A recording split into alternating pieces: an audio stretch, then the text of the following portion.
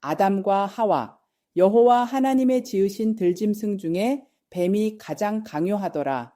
뱀이 여자에게 물어 가로되 하나님이 참으로 너희더러 동산 모든 나무의 실과를 먹지 말라 하시더냐. 여자가 뱀에게 말하되 동산 나무의 실과를 우리가 먹을 수 있으나 동산 중앙에 있는 나무의 실과는 하나님의 말씀에 너희는 먹지도 말고 만지지도 말라 너희가 죽을까 하노라 하셨느니라. 뱀이 여자에게 이르되 너희가 결코 죽지 아니하리라. 너희가 그것을 먹는 날에는 너희 눈이 밝아 하나님과 같이 되어 선악을 알 줄을 하나님이 아심이니라. 여자가 그 나무를 본즉 먹음직도 하고 보암직도 하고 지혜롭게 할 만큼 탐스럽기도 한 나무인지라. 여자가 그 실과를 따먹고 자기와 함께한 남편에게도 주니 그도 먹은지라. 창세기 3장. 전 그동안 20여 년 이상을 강의해온 사람입니다. 적게는 몇십 명, 많게는 몇백 명 되는 앞에서 저보다 모든 면에서 월등 나은 사람들 앞에서 조금의 두려움도 없이 강의를 해왔습니다만 그닥 두렵거나 떨리지 않았습니다. 그런데 하나님 말씀을 선포해야 하는 이 예배의 자리는 매우 긴장되고 두려워요. 혹여라도 복음을 잘못 전하거나 왜곡되게 해석하는 것은 아닐까 하는 그런 두려움에서 오는 긴장감입니다. 그런데 3장 1절에서 보면 여호와 하나님의 지으신 들짐승 중에 뱀이 가장 강요하더라. 태초의 뱀은 지금처럼 징그러운 짐승이 아니었을 겁니다. 왜냐하면 하나님의 저주를 받아 땅을 배로 기게 된 거라고 했으니까요.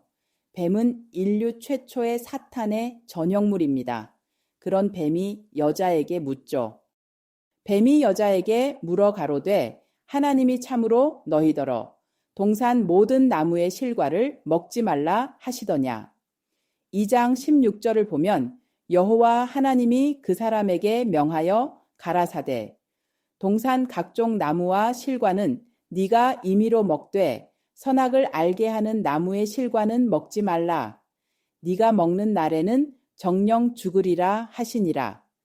이렇게 말씀하셨는데 강요한 뱀은 참으로와 모두라는 단어를 넣어서 하나님의 엄격함과 극단성을 의심케 합니다. 이와 같이 마귀는 하나님의 말씀을 살짝 왜곡시켜서 그 말씀을 듣는 자들로 하여금 혼란케 합니다. 오늘날 이단이 끝만 살짝 왜곡시켜 성도를 미혹시키는 것과 같이 이게 바로 사탄의 단면이라 할 수 있습니다. 여자가 뱀에게 말하되 동산 나무의 실과를 우리가 먹을 수 있으나 동산 중앙에 있는 나무의 실과는 하나님의 말씀에 너희는 먹지도 말고 만지지도 말라 너희가 죽을까 하노라 하셨느니라. 사탄은 하나님이 말씀을 살짝 왜곡시켜서 하나님의 과격성과 엄격함을 의심케 하자 하와가 금방 넘어가서 하나님에 대한 섭섭함을 표시합니다.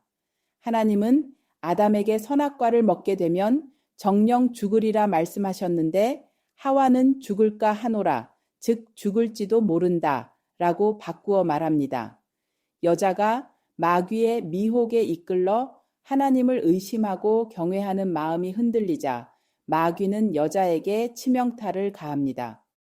뱀이 여자에게 이르되 너희가 결코 죽지 아니하리라. 너희가 그것을 먹는 날에는 너희 눈이 밝아 하나님과 같이 되어 선악을 알 줄을 하나님이 아심이니라. 하나님은 분명 정령 죽으리라 말씀하셨는데 마귀는 결코 죽지 아니하리라 정반대의 이야기를 합니다. 하와는 마귀에게 소가 선악과를 따먹음으로 드디어 죄라는 것이 생겨난 것입니다. 에덴 동산의 선악과 사건은 단순히 인간의 우발적인 타락을 묘사해 놓은 것이 아닙니다.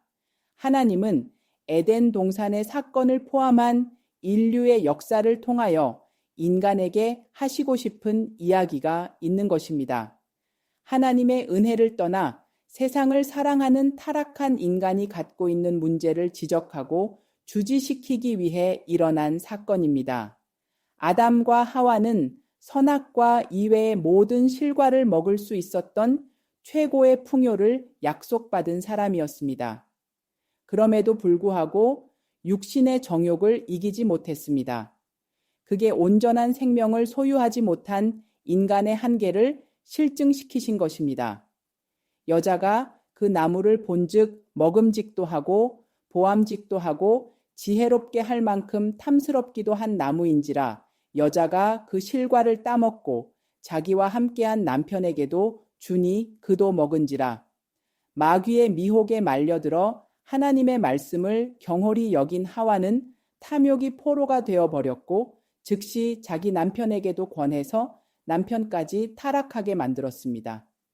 여기서 가만히 살펴보면 사탄은 짐승을 사용하여 여자를 미혹하고 여자로 하여금 남자를 미혹하게 하고 남자는 하나님께 대드는 식으로 하나님의 세워놓으신 질서를 역으로 파괴하고 들어옵니다. 타락한 순서가 뱀, 여자, 남자입니다. 하나님은 이 세상의 질서를 하나님에서 남자로, 남자에서 여자로, 여자에서 짐승으로 흐르게 세워놓으셨습니다. 그런데 하나님께서 세워놓으신 질서가 곧 선입니다. 그래서 질서는 아주 중요한 것입니다. 하나님은 질서를 어기고 범죄한 자들을 다시 질서 속에서 나무라십니다. 하나님은 먼저 아담을 나무라시고 그 다음에 여자를 나무라시고 그 다음에 뱀을 저주하십니다. 이에 그들의 눈이 밝아 자기들의 몸이 벗은 줄을 알고 무화과나무 잎을 엮어 치마를 하였더라. 그들이 날이 서늘할 때에 동산에 거니시는 여호와 하나님의 음성을 듣고 아담과 그 아내가 여호와 하나님의 낯을 피하여 동산 나무 사이에 숨은지라. 무화과나무 잎은 잠깐이면 말라버린다는 점입니다. 이것은 인간이 자신들의 공허를 메우고 부끄러움을 가리기 위해 한시적으로 하는 행위입니다. 선악과를 따먹은 아담과 하와의 눈이 밝아졌고 그들의 상태에 대해 지각을 하고 판단을 하여 치마를 해 입은 행동을 했습니다.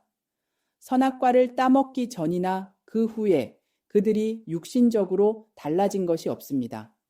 그런데 왜 갑자기 자기들이 벗은 것이 부끄러워 치마를 해 입어야 했습니까? 스스로 선악을 판별할 수 있는 하나님의 눈이 아닌 자기 기준에 눈이 생겨버리면 타락한 인간은 늘 자신의 실체가 부끄럽습니다. 따라서 눈이 밝아져 자기가 선악의 판단자가 되어 잘난 척하는 모든 인간들이 바로 죄인인 것입니다.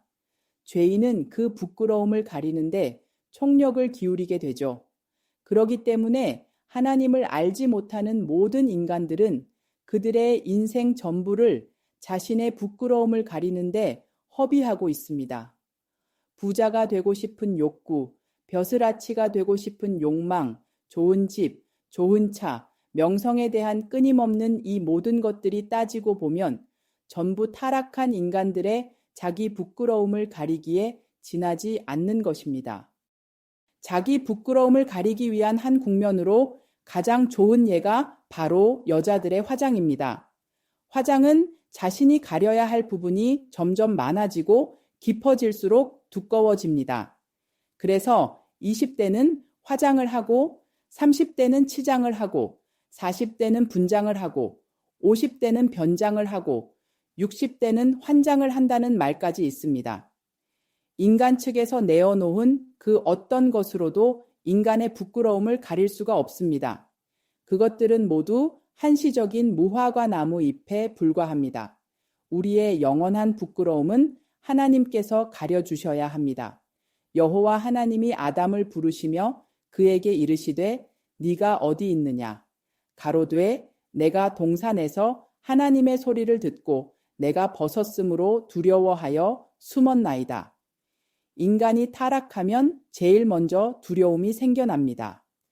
이 세상에서 가장 강하신 분과 동행하며 그분께 나의 사람을 맡긴 사람에겐 두려움이 없습니다만 하나님의 은혜를 떠난 인간에겐 항상 하나님을 대한 두려움과 세상을 향한 두려움이 있게 마련인 것입니다. 두려움은 다른 말로 바로 불안이라 하죠. 이 불안이 바로 죄의 근본인 것입니다. 가라사대 누가 너의 벗었음을 내게 고하였느냐? 내가 너더러 먹지 말라 명한 그 나무 실과를 네가 먹었느냐? 아담이 가로되 하나님이 주셔서 나와 함께하게 하신 여자 그가 그 나무 실과를 내게 주므로 내가 먹었나이다. 여기서 보면 인간의 비열하고 야비한 단면을 엿볼 수 있죠. 여기서 하나님이 아담을 꾸짖으시니까 죄를 지은 아담이 자기의 죄성을 가리기 위해 하나님과 여자를 공격하는 장면이 나오죠. 처음에는 2장 23절에서 이는 내 뼈 중에 뼈요 살 중에 살이라 고백한 아담이 하나님으로부터 책망을 듣자 바로 하나님이 만들어주신 여자 때문이라고 책임을 전가시킵니다. 이와 같이 하나님의 은혜가 떠난 인간은 늘 욕망에 사로잡혀 모든 존재를 적으로 간주하여 공격하는 자가 됩니다. 시기, 질투, 험담, 이 모든 것들이 바로 타락의 결과물입니다. 성경은 분명 하와가 먼저 선악과를 먹었음에도 한 사람 아담이 죄를 지었다고 기록하고 있습니다. 이것은 아담이 하나님 아래의 최고 상위 질서였기 때문입니다. 여호와 하나님이 여자에게 이르시되 네가 어찌하여 이렇게 하였느냐? 여자가 가로되 뱀이 나를 꾀므로 내가 먹었나이다.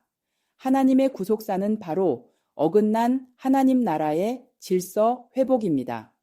모든 피조물들은 각자 자기 자리에서 창조주 하나님을 대접해 드리는 자들이 되어야 함에도 불구하고 날이 갈수록 그 질서는 점점 무질서 쪽으로 흐르고 있습니다. 그야말로 갈수록 여성이 남성화 되어가고 남성은 점차 여성화 되어가고 있는 시대가 되었습니다. 아무튼 그렇게 해서 인간은 죄인이 되어버린 것입니다만 원래 아담과 하와는 무죄한 사람이었습니다. 그 무죄했던 아담과 하와는 그들의 무죄한 순결함에 하나님의 계명을 잘 지켜내는 순종만 보태기만 하면 의인이 될 수 있었고 영원한 하나님 나라에서 영생하며 살 수 있었던 사람입니다. 그런데 죄를 지어버리는 바람에 인간들이 해결해야 할 것이 두 가지로 늘어난 것입니다. 이는 계명의 문제와 죄의 문제입니다. 이 문제를 해결해 주시기 위해 성자인 예수 그리스도가 육신의 몸으로 입고 이 땅에 오셔서 그 두 가지를 완벽하게 해결해 주셨습니다.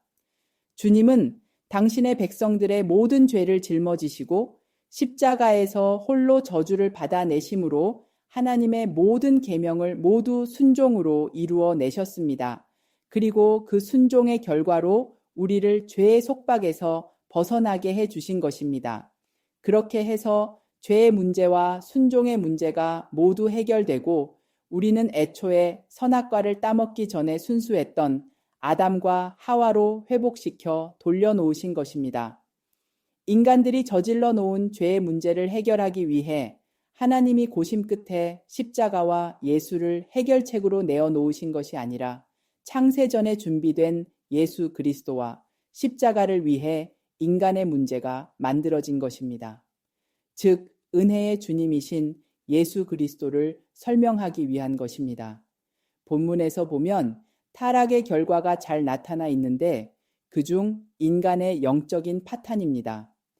본문 8절을 보면 아담과 하와가 하나님의 낯을 피해 동산 나무 사이로 숨습니다. 분명 아담은 에덴 동산의 창조를 보았던 사람이고 하나님과 친밀한 교제 속에서 매일매일을 하나님과 동행하던 사람이었습니다. 그런데 인간이 하나님의 명령을 어기고 스스로가 왕이 되어 자기 자신을 위해 살기 시작하면서 인간은 하나님을 피하여 숨기 시작합니다.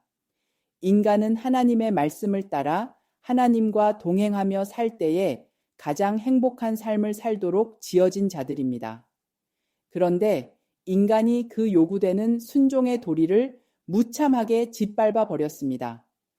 그렇게 불의해진 인간은 자신도 모르게 자동적으로 하나님을 피해 도망다니고 숨곤 합니다. 인간은 태초에 태어나길 하나님의 말씀을 잘 듣고 그 말씀에 순종하며 의존하며 살도록 지어진 존재입니다.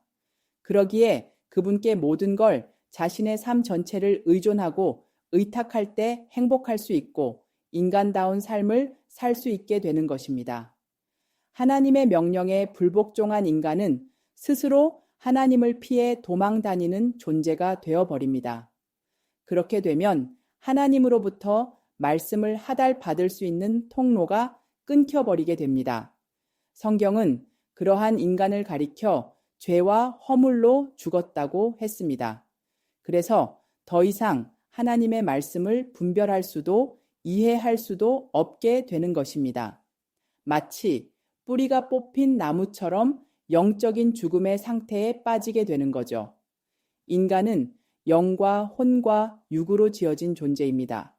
육은 육체이고 혼은 우리의 사고와 생각입니다. 영은 하나님과의 소통할 수 있는 유일한 통로입니다.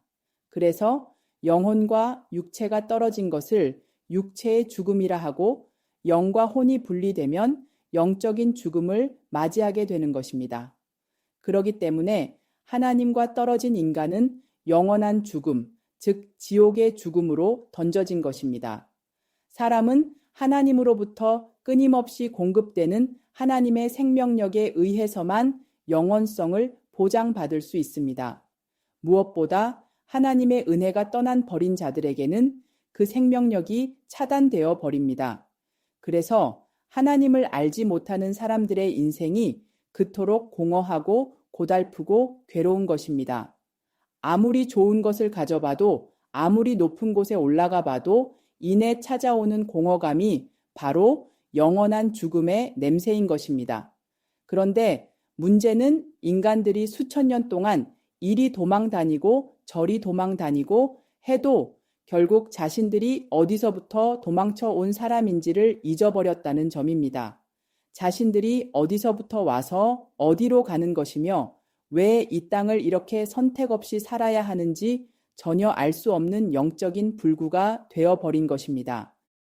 여호와 하나님이 뱀에게 이르시되 네가 이렇게 하였으니 네가 모든 육축과 들의 모든 짐승보다 더욱 저주를 받아 배로 다니고 종신토록 흙을 먹을지니라. 사탄은 하나님의 작정과 계획 속에서 지금 철저히 하나님께 사용되고 있는 도구에 불과합니다. 하나님은 정말 인간이 사탄의 계략에 이해 타락할 것을 모르고 계셨을까요? 아닙니다. 사탄은 하나님에 의해 사용되기 위해 준비된 소품에 불과한 존재이기 때문에 하나님은 당신의 목적을 위해 만드신 것은 반드시 그 목적에 맞게 쓰십니다. 그 계획이 완성되었을 때 가차없이 용도 폐기시켜버립니다. 아담을 비롯하여 하나님이 은혜를 저버린 모든 인간들은 다 심판을 받아 저주의 자리로 떨어지게 됩니다. 그런데 유독 하나님의 백성들만 예수 안으로 들어가 그 예수가 심판을 받고 십자가에서 죽으시고 그 안에 들어있는 자들이 구원을 받게 되는 것입니다.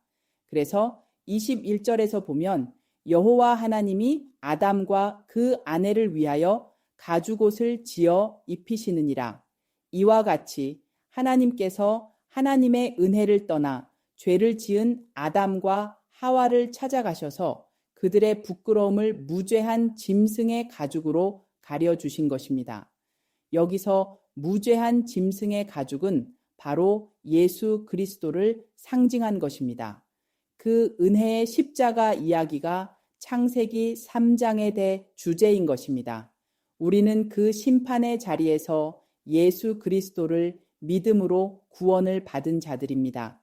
그렇기 때문에 어떠한 상황 속에서도 당당할 수 있고 기죽지 않을 수 있는 것입니다. 그래서 오직 은혜 아래에서만 부끄럽지 않을 수 있는 하나님 백성들의 실존에 대해 이야기하고 있는 것입니다.